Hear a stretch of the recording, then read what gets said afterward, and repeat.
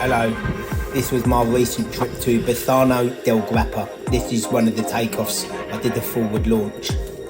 I launched up, everything went well, and I thermaled up to a reasonable height and pushed along the ridge towards the famous antenna. As you can see, the views were spectacular, out of this world. I chose not to go along the ridge line, which was probably a mistake, because I was kind of like scratching all the way down the line. I saw a few birds flying around and they gave me good indication where to go. Here I am towards the antenna. On the way back there was a lot of headwind, probably like my ground speed was something like 2 miles an hour. So I put on the speed bar and hope for the best.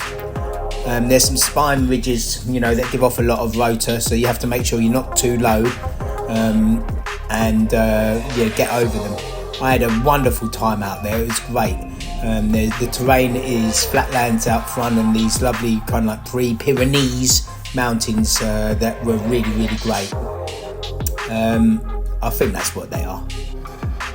Conditions were good. We chose to go to Bassano del Grappa because it was a last minute thing and it looked like this was the best place to fly that week. We made a good choice.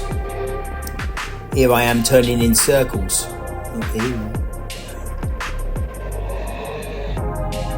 The landing zones are great, as you can see. Lovely grassy fields, very, very clear from the air.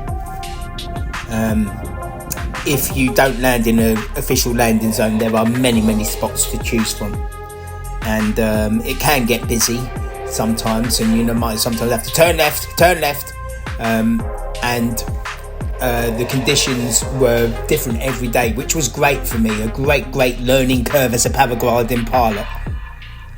This was an interesting spot. Never been there before.